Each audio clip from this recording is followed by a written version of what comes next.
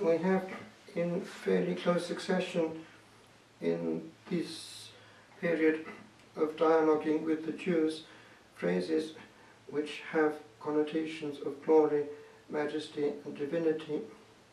We had the other day, before Abraham was, I am. Here we have, if you do not believe that I am he, but actually the Greek would have, but I am. I think here we have also in the same passage, when you have lifted up the Son of Man, then you will know that I am. Here it says he, but they add these in translation because I'm pretty sure that the original would have just I am, ego eimi, and that is of course an echo of the tetragram Yahweh, I am, which gives us the word Yahweh, Jehovah, God. And the way in which the Jews heard that is the explanation behind part of what is starting at this point. Real aggressivity, real hatred, real envy, real horror of what they are hearing. And of course he is accused of blasphemy, but he does not in any way back down. He maintains his divine dignity. And indeed, he speaks as a judge. About you I have much to say and much to condemn. But the one who sent me, here again we have Trinitarian language, is truthful. And what I have learned from him, again Trinitarian, I declare to the world. So here we have what we have elsewhere in the Gospel, that they are amazed at the words of authority which come from his lips. The difference then we see when compared with experts of Scripture, but experts because they have studied it. The first reading refers to the bronze serpent, and of course that's why these two here on this day of Lent are put together in Passiontide, the element of the cross and the Son of Man being lifted up. But in St. John, this lifting up is glory. We have this majestic language in St. John, always he is in complete control as King of glory, in control of the drama. And indeed in his high priestly prayer we have this coming through, that no one is actually taking his life from him. He is offering it, he is consecrating himself. And this is of course present, this consecration, in the Mass itself. Therefore what happened there before and in the will is happening here as a perpetuation of what happened in act. Calvary is here. And when we look up at the cross, we look up at a moment of history, but that moment of history is perpetuated because the Lord, in the Calvary that we have in all the churches and chapels of the world, is in that victim state. This is my body, and then immediately quod pro vobis tradetur, which will be handed over, in Italian offerto, which will be offered for you.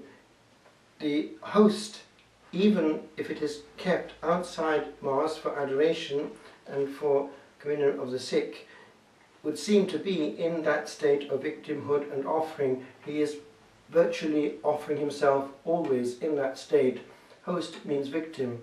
And when we look at the host, as we look at the cross, in adoration and mental prayer, we are looking at victimhood, which is inviting us to enter into it. So we do look up, and the cult, if it is true, is upward looking. And that physicity of upward looking is easier to maintain either in an Eastern celebration where it's completely vertical, or in a classical Western one where there's not too much of the human coming in.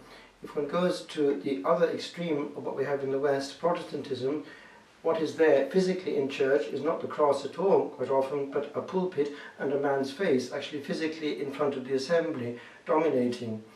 Now, we're getting that coming into Catholic worship as well, if we're not careful. And this element, therefore, of not being visible at all should be there. George Orwell said, with regard to English, writing English, good prose is like a window pane. The same is true of what Benedict XVI referred to as the ars celebrandi, the art of celebrating. The celebrant, actually, as a human being, doesn't exist. He carries, he's a mystagogue. That means somebody who introduces into the mystery. So he has to be therefore in mystic state himself if he's to be able to introduce somebody. You can't perform and not be. It's a natural thrust, a movement towards. And if that's not happening, it's unfortunately the explanation for a lot of dysfunctional liturgy. God is not being given the glory. So this looking towards the cross is important. In missions, the cross would precede a mission. These missioners would go carrying the cross. People who were dying, e.g. even criminals, would be offered the cross to kiss. And people in Catholic countries, when they're making an oath in court, make it towards the crucifix. People who, up until fairly recently, were giving missions in parishes would have a cross either in their hand or right next to them as they preached. And there might actually be a lay brother praying before the cross while the father preached. The cross, therefore, is very much what marks us, and people have been willing to witness to this cross physically on their body by not taking it off when people would want them to. In the same way, when we pass a church where the Blessed Sacrament is reserved, it's good to make the sign of the cross without being ashamed. And I'm quite surprised actually how many actually do that. If one is passing a church, they still do it in Ireland. It's a good thing. Or even if one is in a place where one is receiving one's daily bread from the hands of the Creator, it's good not to be ashamed to make a sign of the cross there. And actually it doesn't always have a negative effect. People sometimes are glad to see a public witness. So the cross then is the way in which we remember physically what saved us. Now, with regard to the cross, it's important also to try and do what the Lord physically wants us to do in time. He has been asking through St. Faustina that we respect the hour of the cross. 3 o'clock is an important time when we have access to all its might. So it's a good thing to have that instinct physically to pause and to think, this is the moment when I can draw on Calvary and call down the blessings. There was, it seems, a promise given to her that the things that she asked at that moment would be given. The reason being, of course, that Calvary, in a sense, out of time, is wanting to apply its maximum at that point when it happened in time, every time that this comes in the day. So as we come out of the altar, we remember that this is what we're at. St. Gregory the Great was shown one time at the elevation how many souls, particularly in the beyond, were being freed when that host was being elevated, for precisely the Son of Man is being held up over the earth. When I am drawn up, held up, I will draw all men to myself. O sacred head ill-used, by reed and bramble scarred, that idle brows have bruised, and mocking lips have marred, how dim that eye so tender, how wan those cheeks appear, how overcast the splendor that angels' hosts reveal. Since death must be my ending, in that dread hour of need, my friendless cause befriending, Lord, to my rescue speed.